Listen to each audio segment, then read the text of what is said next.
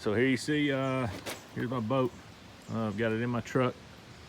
It's a 10-foot or 10-foot 6-inch boat, 106. That's what the 106 stands for. 10 foot 6 inches. And you can see how I've got it just two straps, basically the front handle, and then I go underneath the two side handles.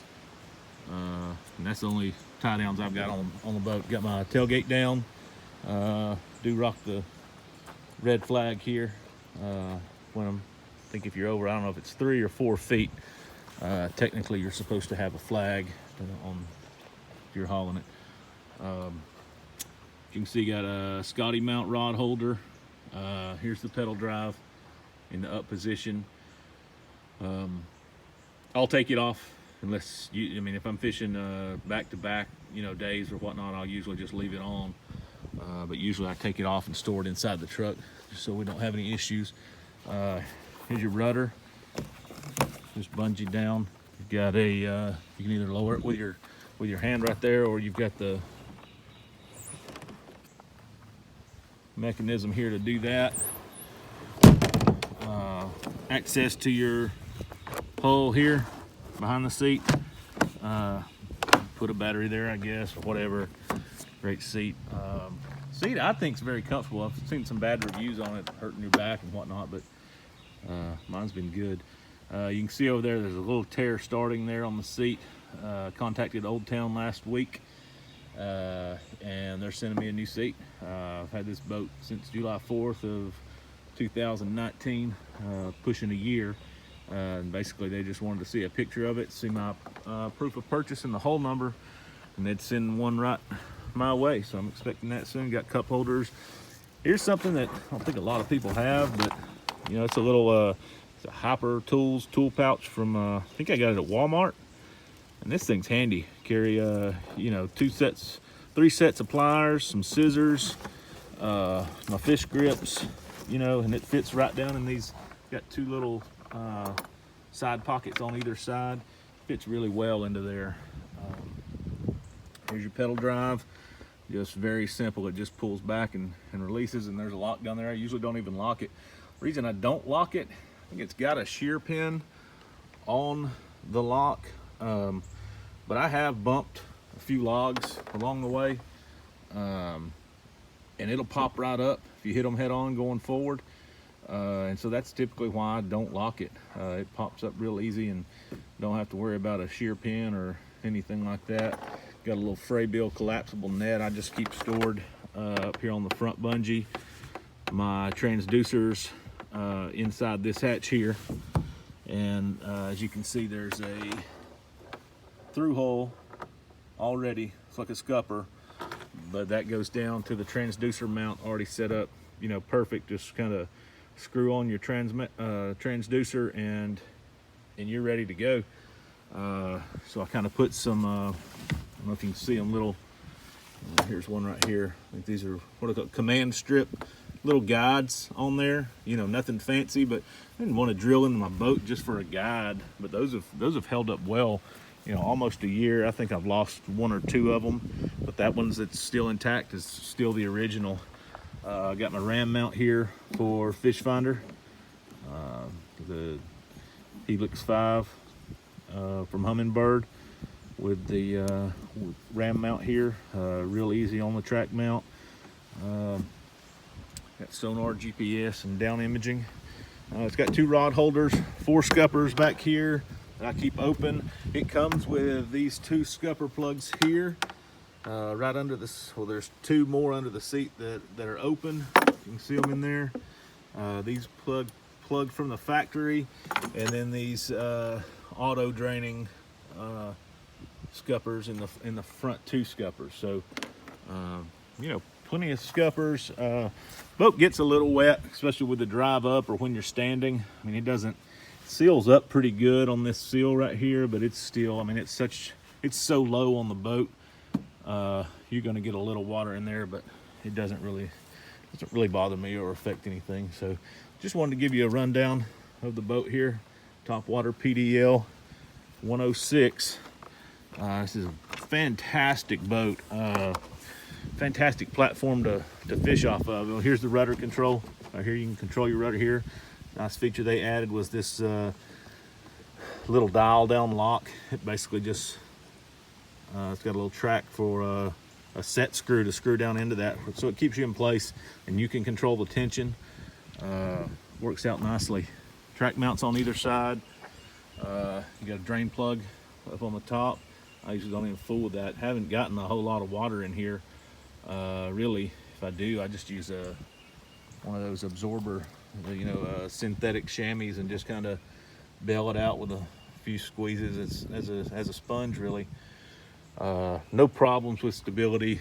Stand up. I can stand up in the middle of Lake Chickamauga in this thing with boat traffic. Anything. You're not going to have an issue standing in this thing. A lot of people don't like this side handle or corner handle, whatever you want to say. I typically don't even use this handle because the rudder has a cutout here that doubles as a handle, and when I'm launching the boat, basically I'm undoing the tie downs we've got up here in the back of the truck, and I'm gonna pull the boat straight off. I'm gonna bump back all the way down to the water, put the rear of the boat in the water, slide it down the edge of the tailgate to the front, and then depending on how shallow or the grade of the boat ramp is, I'm either going to just let the boat float off, let the rear float off and put the front in, or if I'm on the actual deck, that brings up another point. You've got a sacrificial little piece right here that's easily replaced with 2 screws. See, mine's not all that bad beat up for how much I use it, because I use that a lot just to sit down on the boat ramp or whatnot. So if that's on, if it's on the actual boat ramp, I'll just slide it down and then pick up the front and pull it over. Easy, very easy. One man can very easily do this. Fits. A lot of the reason I went with the 10-foot boat, which was a big plus for me, was the fact that it's going to fit in this truck very easily. It's a short bed Ford F-150 Super Crew, so I've got like a 5 3/4 box or something like that.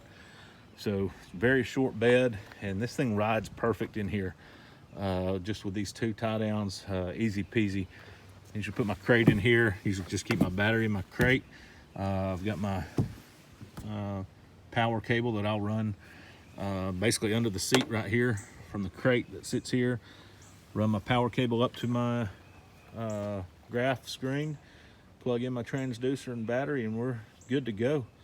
It does have a paddle mount or paddle clip here. It's got a nice, I've had no issue with this as far as I was a little worried about it, because it's not real tight, and that's fine. It's a heavy duty rubber, but not real tight. I wondered if it would actually hold, and it does.